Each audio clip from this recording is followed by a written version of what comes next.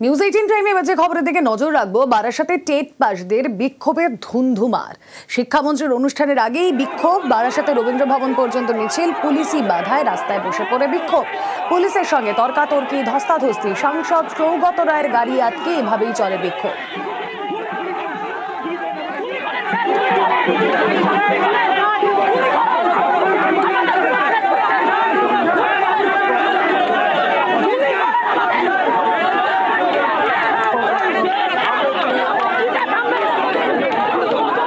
পানিহাটির বিধায়কের গাড়ি আটকেও বিক্ষোভ, সাংসদ সৌগত রায়ের গাড়ি আটকেও বিক্ষোভ। প্রায় 2 ঘন্টা ধরে যশোর রোডে এই অবরোধ চলে।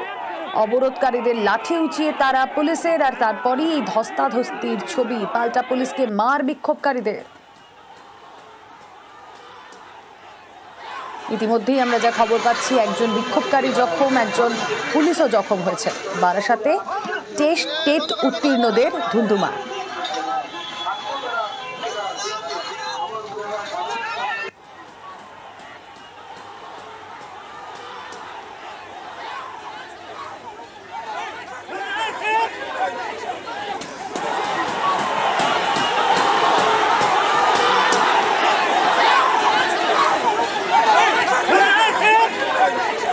বারাসাতে টেট উত্তীর্ণদের ধুন্ধুমার ছবি আপনারা দেখছেন। সাংসদ সৌগত রায়ের গাড়ি আটকানো হয় পানিহাটির বিধায়ক নির্মল ঘোষেরও। কথা বলবো জিয়াউল আলম প্রতিনিধি রয়েছেন আমাদের সঙ্গে। জিয়াউল, দেখো, প্রায় 2 ঘন্টার বেশি সময় ধরে যশোর রোডে বসে বিক্ষোভ দেখাচ্ছেন টেট উত্তীর্ণরা।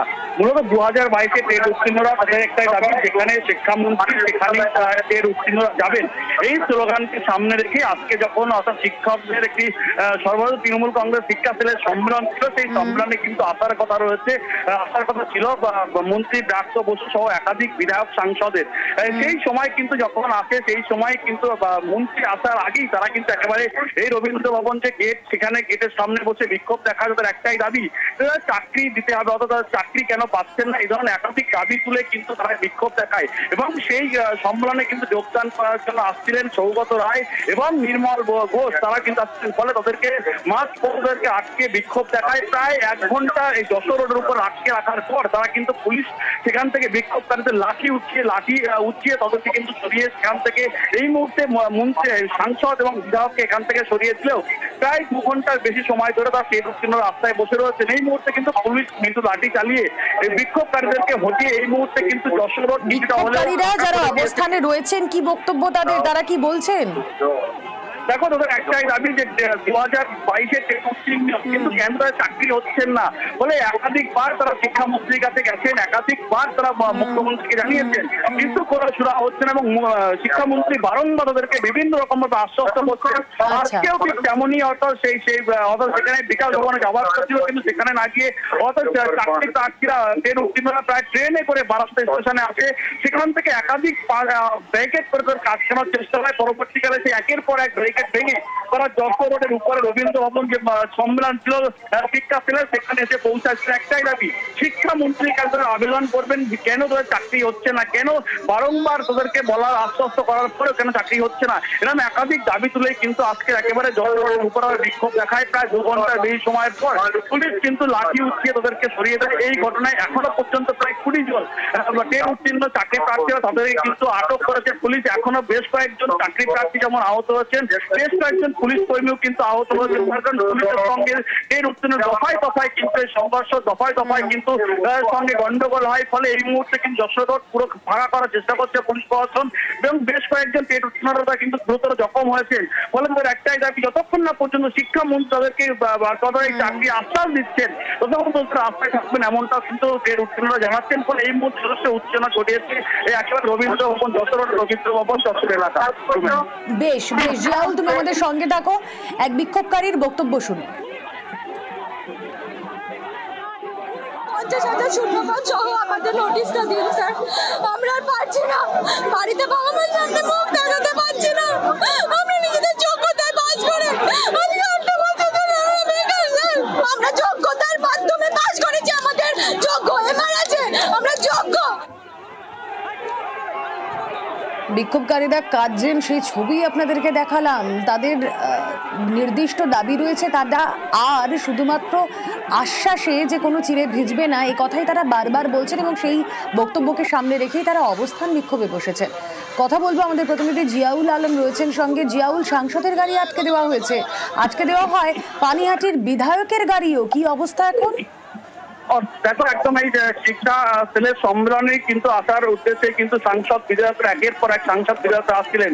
তার আগেই কিন্তু অর্থাৎ যখনই ডাকবাংলা মোড় থেকে অর্থাৎ যখনই এই রবীন্দ্র ভবন মুক্ত মঞ্চের দিকে আসে সেই সময় কিন্তু তার লক্ষ্য করে যে সাংসদের গাড়ি, সেই সময় সাংসদের গাড়ির বন্ধে এসে পড়ে বিক্ষোভ দেখায়, গাড়িতে বাড়ি মারে এবং তাদেরকে একটাই দাবি যে কেন সাংসদদেরকে বারবার বলা হচ্ছে, কেন বিধায়কদেরকে বারবার বলা হচ্ছে, কিন্তু তারা কেন শুনছেন না তাদের বক্তব্য, বলে তাদের কথা শুনতে হবে, তাদের কথা মুখ্যমন্ত্রীর সঙ্গে বলতে হবে। এই ধরনের একাধিক দাবি তুলে কিন্তু বিধায়ক এবং সাংসদের গাড়ি আটকে রাখে বিক্ষোভ দেখায়। প্রায় 1 ঘন্টা 40 মিনিট পর তারাকে পুলিশ কিন্তু তাদেরকে, যারা বিক্ষোভকারী, যারা রাস্তায় শুয়ে পড়েছিল বা যারা এই গাড়ির সামনে বসে বিক্ষোভ দেখাচ্ছেন তাদেরকে হটিয়ে দেয়, মৃদু লাঠিচার্জ করে, তারপরে কিন্তু ছত্রভঙ্গ করে তারপরেই বেশ কয়েকজন, এখনো পর্যন্ত প্রায় 20 জনের বেশি কিন্তু বিক্ষোভকারী বা যারা ট্রেন উত্তীর্ণ পরীক্ষার্থী ছিলেন তাদেরকে কিন্তু তারা রাস্তায় বসে বিক্ষোভ দেখায় এবং তাদেরকে আটক করে 20 জনের বেশি, এমনটাও কিন্তু জানা যাচ্ছে। ফলে এই মুহূর্তে কিন্তু যশোর রোড কিছুটা হলেও ফাঁকা করলেও এই মুহূর্তে যথেষ্ট উত্তেজনা ছড়িয়ে তাদের একটাই দাবি, যতক্ষণ না পর্যন্ত 2022 সালের পর থেকে একাধিকবার তাকে আশ্বস্ত করা হয়েছে, কিন্তু একাধিকবার আশ্বস্ত করা হলেও কোন রকম ভাবে তাদের কিন্তু তীরে ভিড়ছে না। ফলে তাদের বক্তব্য চাকরি চাই, এই দাবি তুলেই কিন্তু মূলত ট্রেন উত্তীর্ণ তারা রাস্তায় বসে পড়ে বিক্ষোভ দেখায়। এই মুহূর্তে কিন্তু পুলিশ মৃদু লাঠি চালিয়ে সেই লাঠির আঘাতেও কিন্তু বেশ কয়েকজন ট্রেন উত্তীর্ণ তারা কিন্তু গুরুতর জখম হয়েছেন। ফলে অন্যদিকে পুলিশও কিন্তু বেশ কয়েকজন আহত হয়েছেন। ফলে সব মিলিয়ে ট্রেন উত্তীর্ণতার একটাই দাবি, চাকরি তাদের দিতে হবে এবং বারংবার মন্ত্রী কেন তাদেরকে আশ্বস্ত করছেন এবং কেন মন্ত্রী তাদেরকে দেখা করছেন না, এই ধরনের একাধিক দাবি তুলেই কিন্তু তারা কিন্তু বিক্ষোভ দেখাচ্ছেন। এই মুহূর্তে যথেষ্ট উত্তেজনা ছড়িয়েছে এবং এই মুহূর্তে প্রায় 20-র বেশি কিন্তু বিক্ষোভকারীদেরকে ইতিমধ্যে কিন্তু পুলিশ আটক করেছে। ফলে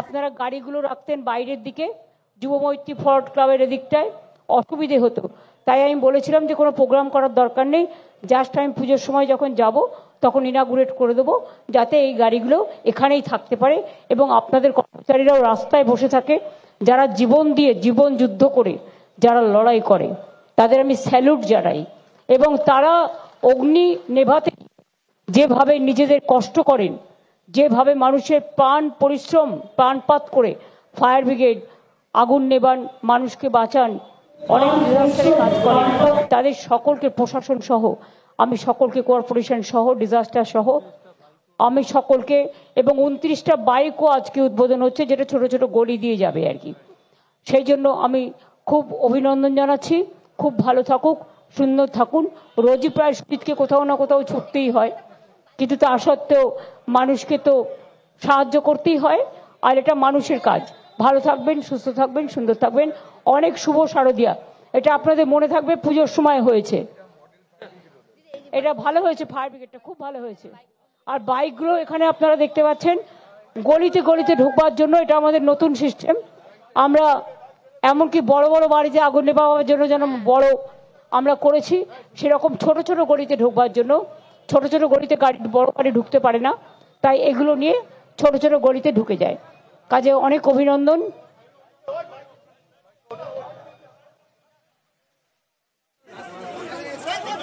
আমরা